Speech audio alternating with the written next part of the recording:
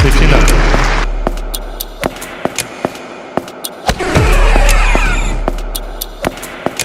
30 love. Pikachu! 40 love.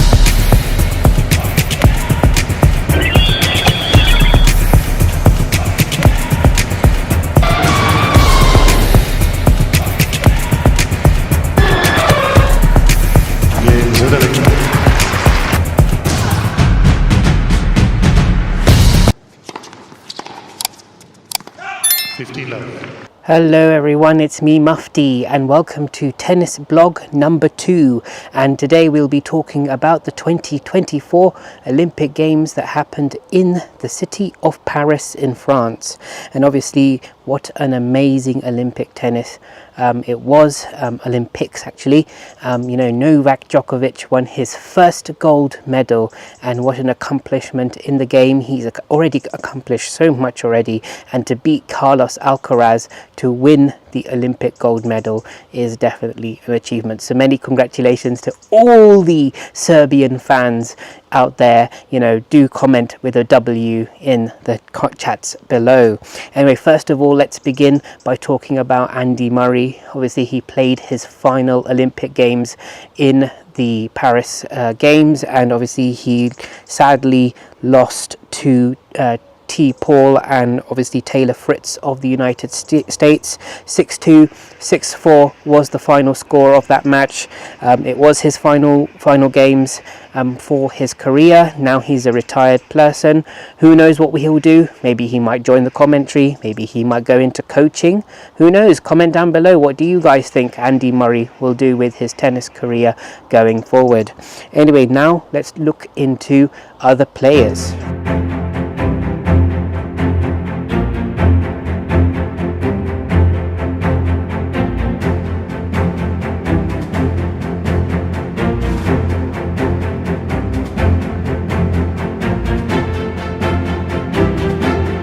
Right, so now moving on to Rafael Nadal. He also played his final Olympic Games as well, and basically he sadly lost in the second round, coincidentally playing against Novak Djokovic. Can you imagine losing to one of your big rivals? That was unfortunately a very easy match for Djokovic. 6-1, 6-4 was the final result of that game.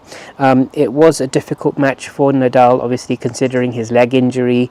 Persistently, I think this will be his final year in the sport of tennis, but obviously to a lot of Nadal fans out there, he has accomplished so much in his career, obviously without not mentioning the Roland Garros French Open titles in the clay. I think he's still the king of clay. What do you guys think? Do you think he's the king of clay, or do you think the new Carlos Alcaraz will take over the throne? Who knows?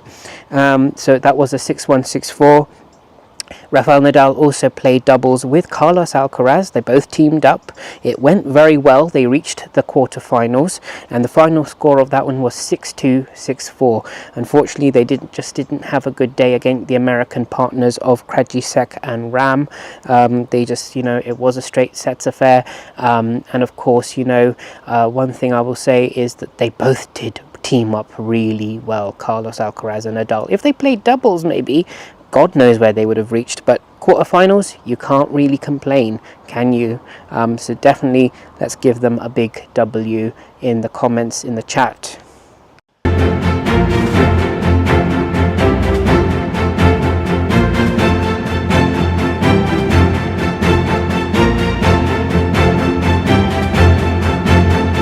Right, now moving on to Team GB at the Olympic tennis. Unfortunately, as you can see here, they didn't win a single medal.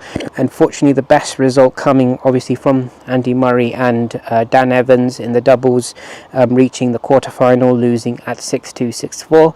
So nothing to report in terms of the British tennis, in terms of winning very well. Even Katie Boultner and Heather Watson had reached the quarterfinals. It was still, reaching quarterfinals is an amazing accomplishment, so definitely not something to write off, but obviously in terms of medal tally,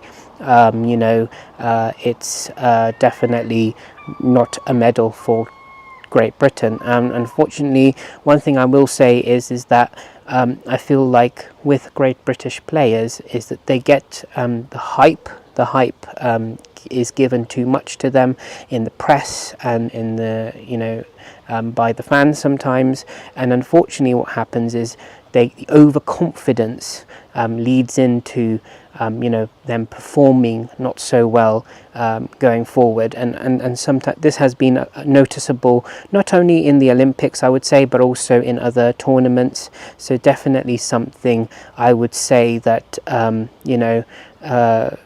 basically tennis players should be a little, as obviously experienced tennis players should be aware of, is how to deal with the press. Sometimes it can be really difficult, and you do feel sometimes a little bit sorry for them.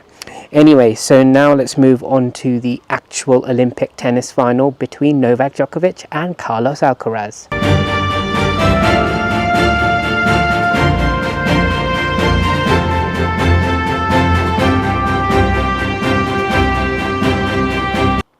Right, now on to the Olympic final. Here we are talking about Carlos Alcaraz versus Novak Djokovic. Can you imagine, we were only a few weeks ago talking about the Wimbledon final against the two players, and today we are talking about their match in the Olympics. Now let's see how it went on during the match in total. As you can see here, Carlos Alcaraz made more service wins. He had unfortunately not as many first serves going in compared to Djokovic, 74% to 66%. Points won on serve, obviously 54 of the points were won for Novak Djokovic. Again, this really shows big differences here that can make, the difference between winning and losing. Nobody won any aces on their second serve. Points won on second serve was Carlos Alcaraz winning 16 to 12.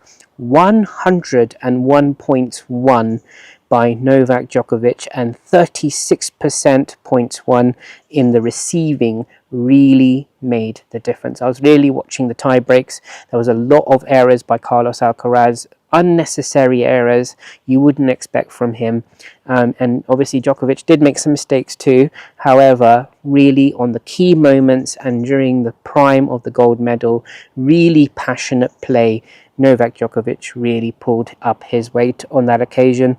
36% to 29% here. Forehand winners, as you can see, Novak Djokovic is just one of the good baseline players in the game. Really 14 forehand winners to 25 compared to Carlos Alcaraz, 1 to 8. But obviously, what unfortunately the statistics doesn't show here is really the baseline play, and Novak Djokovic really dictated a lot of the points during the match. And if any of you would like to watch the full match again, obviously the TV rights were given to Eurosport on this occasion, so you definitely have a look at their website. It will be pinned in the description down below if you would like to have a look. In terms of now going into the second set, very quickly, we're just going to talk some main points here. We have got first serves by Novak Djokovic, 83% compared to 79% of Alcaraz. All second serves were going in by Djokovic, but both players, I have to say, were playing immensely well, both sets. It's a really difficult match to talk about, this one, because they were playing so well, the passion was there, but obviously during the key moments, Novak Djokovic really won those points. And just very browsing through here for the first set, as you can see, net points won Djokovic 72 to 62 of Alcaraz, 80, and then obviously Alcaraz taking most of the second serves going in by 100 to 89. There were very close statistics, really, as you can see here. There's really not much you can pick in terms of the stats, but really from the real match itself, all I can say is go and watch the highlights, because it was an amazing match, and both players really playing well, but obviously during the key moments, Novak just went that little extra and managed to put the pressure on Carlos Alcaraz. Anyway, let's very quickly browse into the ladies' side of the game.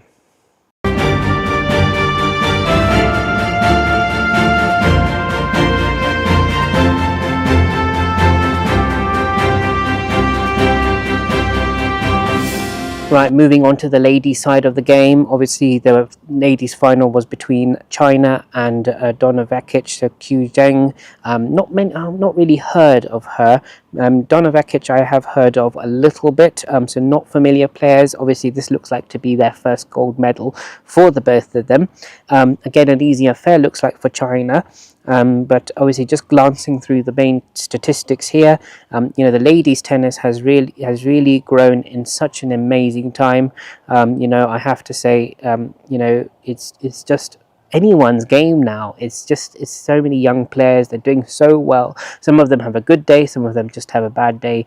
It happens. It's not like the ladies' tennis of years ago between Serena, Venus, and Maria Sharapova, or Victoria Azarenka, or all these players who used to be Petra Kvitova, who were so dominant in the game. Now it's just anyone's game. It's so hard to really to comment on the ladies' game. But really, what I can say here is that on the key points that mattered, you can see here 49% of receiving points by the Chinese player, 57% of break points converted, so really compared to 25. Net points won 100% to 25%. So you can see where it really mattered, she had performed really, really well. My input in this kind of thing is, this is where it really makes a difference between winning the match and losing the match, is these key points. How do you materialize on the break points? How do you materialize on the serve and you acing more? And you can see here that points that really there were a lot more first serve points being won by the Chinese player compared to Donna Vekic. And in terms of just very browsing through each of the sets here, again, really, it's very easy. You can literally see the Chinese player had dictated the whole match, really. So 100% to 50%, 95, 90. So, and obviously the first set, really, from the beginning, you can see all the statistics show that the Chinese player, Zhang, had really won the net points, the break points, the serves, the really key. And this is how a match gets just dictated by one player, and they just had a good day by the look of it. So anyway, really,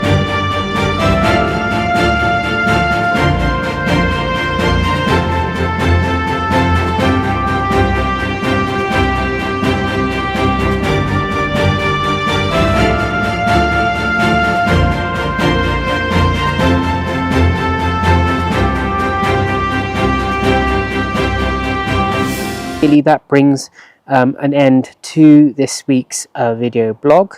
Obviously, it was a formidable Olympics in general, regardless of the sports, whether it's tennis, whether it's swimming or athletics, whichever side of the game you watch.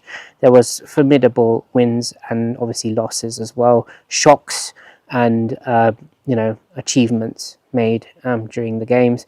I think it was an amazing Olympic Games. I watched the opening ceremony. Did you guys watch the opening ceremony? Do let me know in the comments down below, what did you think of the opening ceremony? I think it was quite a nice idea with the River Seine, and but obviously each to their own, so it would be good to hear maybe some negative feedback about it. So yeah, do let me know.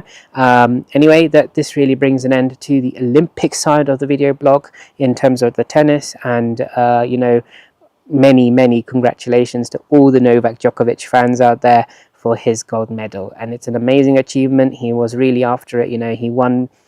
He didn't win any medal really as such until really this gold. He didn't win the bronze or the silver during London 2012 Olympics, and so losing that match to Del Potro, and obviously during the Brazil games and Tokyo games, he didn't win it. So this is a big accomplishment. He's won already so much in tennis already, the Grand Slams, the Master 1000s, and now the gold medal. So I think he's definitely a complete player. Does he have any more to win? Do let me know what you guys think. Does he have any more to win? I doubt he has any more to win, really. I think he's just accomplished everything. So anyway, this brings an end to the video blog for this week. on the Olympic Games, and I hope to see you all in the next one. Probably, I think it will be the US Open now, or maybe a tournament before then, until the next video blog. So I'll see you soon. Peace, take care.